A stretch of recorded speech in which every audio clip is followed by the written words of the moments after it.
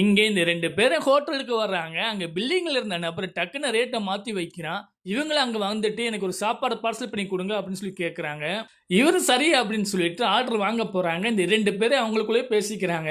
இங்க ஒரு தட்டு ரூ. 500 அது இல்லாம செம்ம டேஸ்ட்டா இருக்கு அப்படின்னு சொல்லி பேசிக்கிறாங்க. அப்புறம் அந்த நபர் வந்து அந்த பார்சல கையில குடுக்குறாங்க. அப்புறம் இந்த பெண் அவங்க கிட்ட ரூ. 500 குடுத்துட்டு அந்த சாப்பாட வாங்கிட்டு போறாங்க. அடுத்து வேறொரு கஸ்டமர் வர்றாங்க. இந்த பில்லிங் நபர் அவர பார்த்துட்டு உடனே சாப்பாடு ரேட்ட மாத்தி வைக்கிறாங்க. இந்த கஸ்டமரே எனக்கு ஒரு தட்டு சாப்பாடு குடுங்க. அது இல்லாம அதோட விலை எவ்வளோ அப்படின்னு சொல்லி கேட்கிறாரு. இவரு ரூ. 100 அப்படின்னு சொல்ல, இவரு சரி அப்படின்னு சொல்லிட்டு அங்கேயே நிக்கிறாங்க. நீங்க அங்க கொஞ்சம் வெயிட் பண்ணுங்க அப்படின்னு சொல்ல, அந்த நபர் அங்க போய் டேபிள் கிட்ட உட்கார்றாங்க. அப்புறம் அங்க சாப்பாடு வந்த பின்னாடி அவர் சாப்பிட்டு முடிச்சுட்டு எந்திரிச்சு போய் அவருக்கு பணம் கொடுக்குறாரு ரூ. 100. இவரும் கையில வாங்கிட்டாரு. அந்த நேரம் முன்னாடி வந்த கஸ்டமர் மறுபடியும் அந்த கடைக்கு வர்றாங்க. இவங்க பார்த்துட்டு உடனே என்ன செய்றாங்கன்னா, அந்த ரேட்ட மாத்தி வைக்கிறாங்க.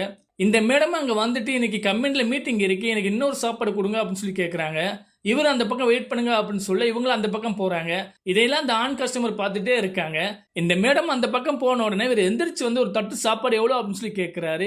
இவரு ரூ. 100 அப்படின்னு சொல்றாங்க. அப்ப ஏன் அந்த மேடத்துக்கு மட்டும் ரூ. 500 குடுக்குறீங்க அப்படின்னு சொல்லி கேட்க, அப்பதான் இந்த நபர் சொல்ல ஆரம்பிக்கிறாங்க. அடுத்து என்ன நடந்துச்சுன்னு பார்க்கறதுக்கு முன்னாடி உங்களுக்கு அம்மா பிடிக்குமா, அப்பா பிடிக்குமான்னு கேட்டா அம்மா தான் சொல்லுவீங்க. ஆனா அப்பா எவ்வளவு கஷ்டப்பட்டு வேலை பார்க்கறாங்க உங்களுக்கு தெரியாது. எனக்கு அப்பா தான் பிடிக்கும். உங்களுக்கும் அப்பா பிடிக்கும் அப்படின்னா கமெண்ட்ல வந்து அப்பா ஐ லவ் யூ அப்படின்னு சொல்லி டைப் பண்ணுங்க. இந்த மேடம் வீட்ல ஒரு ஆண்டி வேலை பார்க்கறாங்க. இந்த மேடம் வந்து இனிமே நீ எல்லா வேலையும் நீ தான் பார்க்கணும் அப்படின்னு சொல்லி சொல்றாங்க. இந்த ஆண்டி சொல்றாங்க ஏற்கனவே இருக்கிற வேலை அதிகமா இருக்கு. என்னால பார்க்க முடியல மேடம் அப்படின்னு சொல்றாங்க. நீ இப்படி எல்லாம் பேசக்கூடாது. அப்படி இல்லண்டா நீ இந்த வேலையை விட்டு கிளம்பு அப்படின்னு சொல்றாங்க.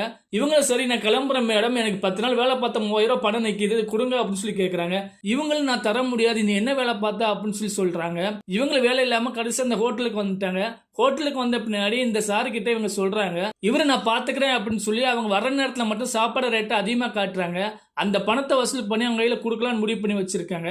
இதைத்தான் அந்த நபர்கிட்ட சொல்றாங்க. இந்த மேடமும் பின்னாடி நின்று கேட்டுட்டே இருந்திருக்காங்க. சாரி தெரியாம பண்ணிட்டேன் மன்னிச்சுக்கிறேங்க அப்படின்னு சொல்லி அந்த 3000 பணத்தை கொடுக்குறாங்க.